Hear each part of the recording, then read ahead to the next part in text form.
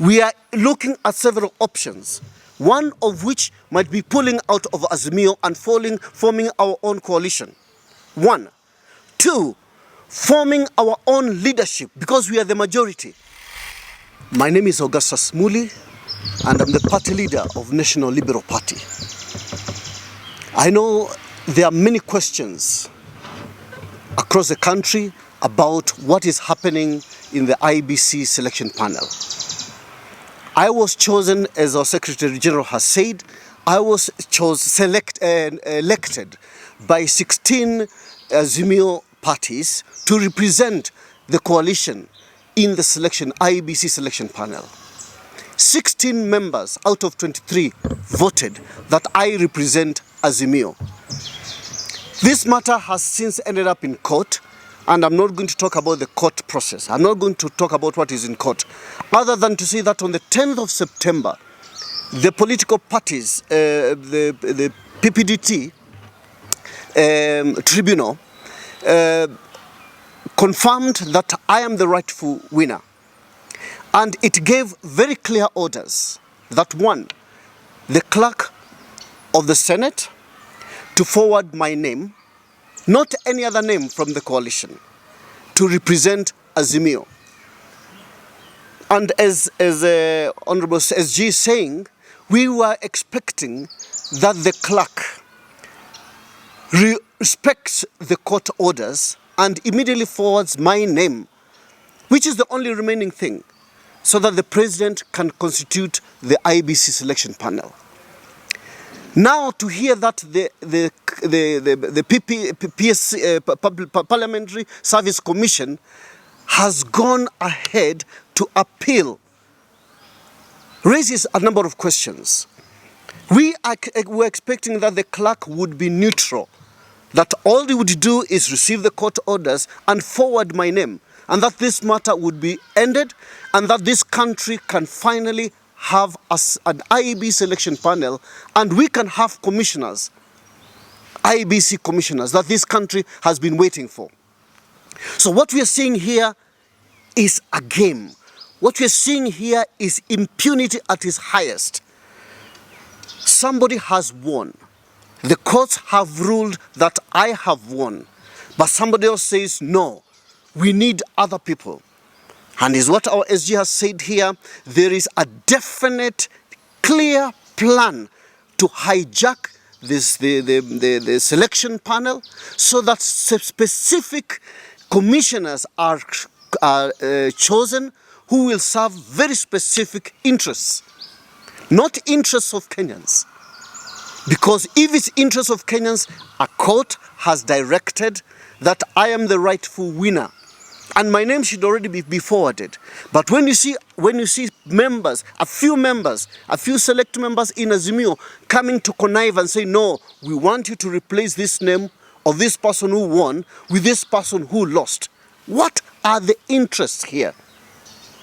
And this way we are saying we want Kenyans to ask the right questions. What is happening here?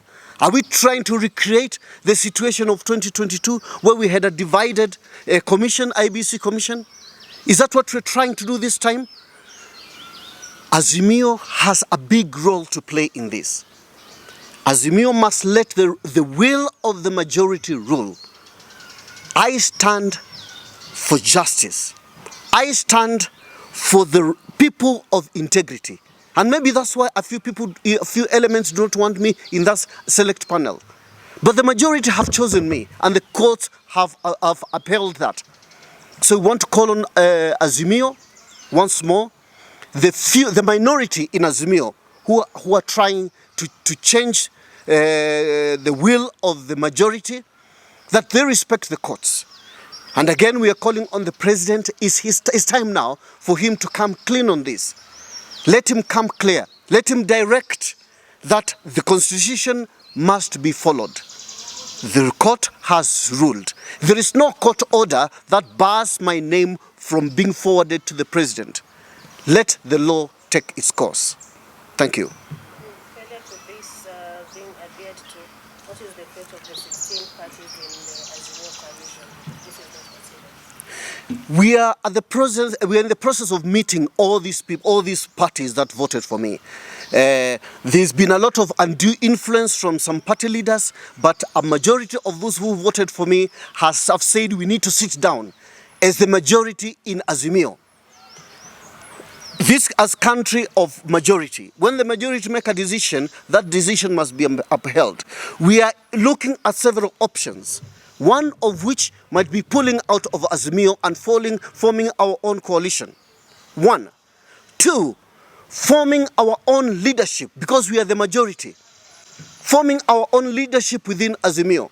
So again, we are engaging the parties involved, and we are looking at the possibility of actually choosing our own Azimio leader, who is going to guide and lead Azimio in the path of justice and the path of rule of law. We are seeing that there's so much undue influence, there's so much impunity, and the majority of parties in Azimio are saying we are fed up. We want the rule of law. So, to answer your question, we are looking at breaking away from Azimio or taking over Azimio, because we have the majority. And soon we are actually going to write to the office, to the government, so that all funding to Azimio must stop until we as a majority decide on the way forward for this coalition. Thank you. Any other question? See? Sawa. Hi. My name is Omondi Koyo. I am the Secretary General for National Liberal Party.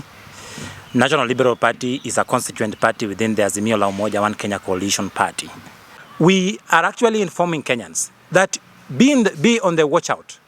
If you see politicians are now angling on how they want to start controlling the IEBC, we can actually assure you that we are not going to have a free, fair, democratic and a transparent election in 2027. They want us to have another Cherera 4 versus another Chebukati group. Why then are they trying to control who sits at the selection panel, despite the fact that the people and the stakeholders who are required to recruit members of the selection panel did all that was required of them, that is provided in the IEBC Amendment Act of 2024, and came up with all the names. It is only Stephen Kalonzo Musyoka and Koki Muli who are actually holding the whole country at ransom, and we cannot have a new IEBC into place because they are insisting that their people must be in the selection panel so that their panelists can give them a friendly commissioners who will then proceed to interfere with the processes of election and finally the outcome of the 2027 general elections. We call out Kenyans, please come out and defend your country so that you can have a free and a fair IEBC and an independent IEBC. Otherwise, if we allow them to get away with this, then the only thing we can guarantee the nation is that we are going to have a worse IEBC going into 2027 election. And most importantly, the continued delay of the reconstitution of IEBC is actually a total injustice to areas that are going currently unrepresented. There are areas and there are citizens of this country who do not even have members of parliament. They don't have members of county assemblies. And we cannot allow few people who think that Kenya belongs to them, that they want to control each and every sector. They control our security system, they control the electoral system, they control the business world to the detriment and the disadvantage of fellow Kenyans.